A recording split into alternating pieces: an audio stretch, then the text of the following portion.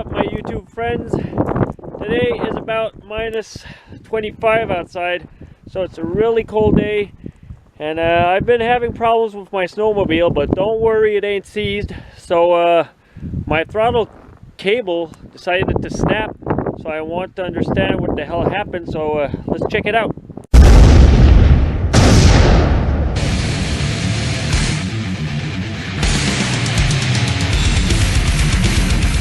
Alright, so let's see what happened. So I removed the airbox already.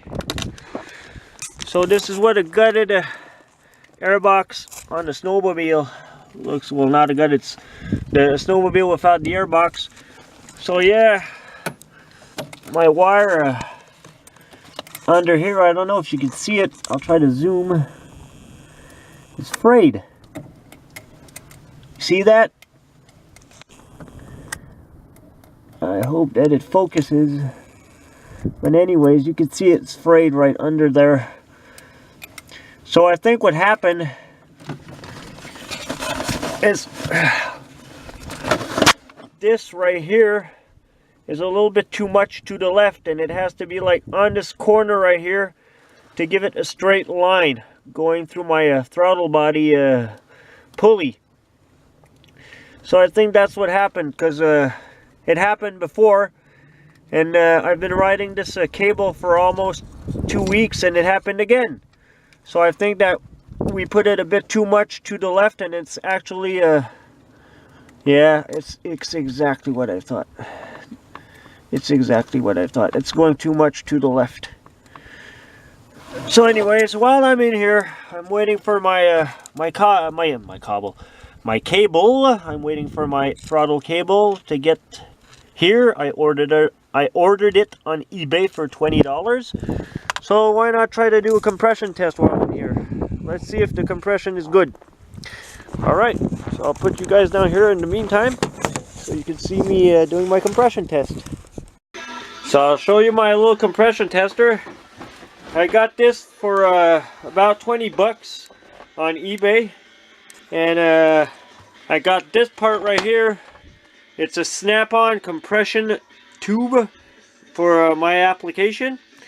So I paid this used around 50 bucks. So the whole thing cost me about $70. So let's go do a little compression test.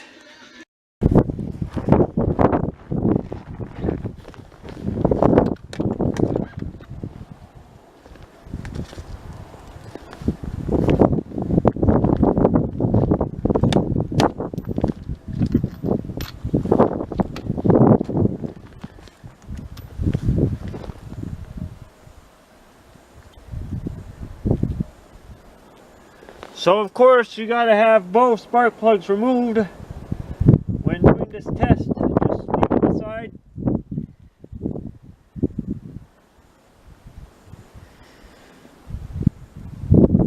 Like you know me, I like to drive the Iridium by NGK. Most awesome spark plugs ever. Okay, let's put the compression tester on. Go for it. All you really need to do is you tighten it by hand. You don't need any special tool to get this down there. Tighten it by hand, and it should be more than enough to seal it. Okay. Okay, this is tight enough.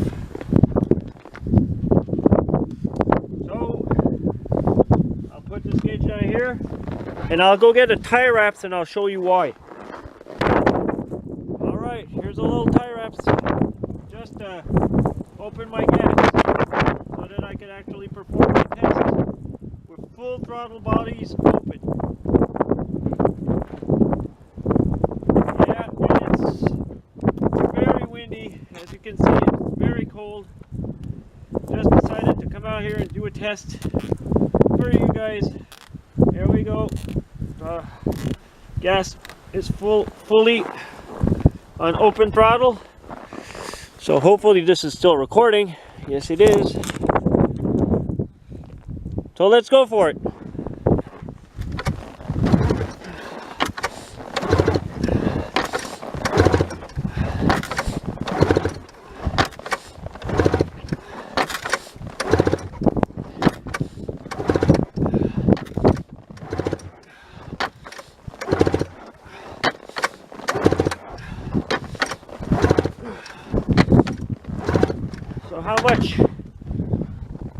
120 psi.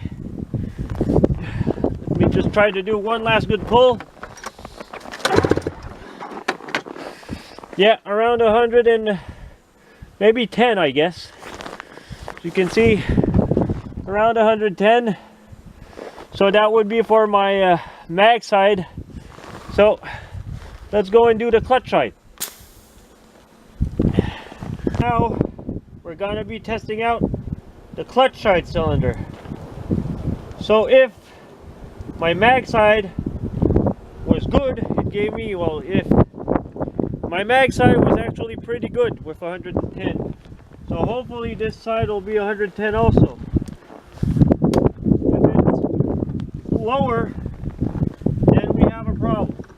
It should be like 80 or 90 or even 100. It should be like 105 and 110. So you still know you have good compression in your cylinders.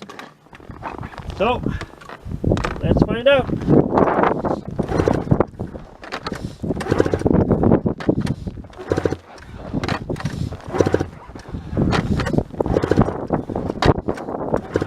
Last one.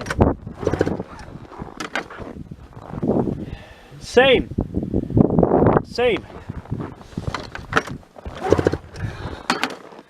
110. Around 110. So we're still pretty good. Compression's still very good. So that's how you do a compression test on a snowmobile. So they always have to be equal. Equal means that your snowmobile is actually in good shape.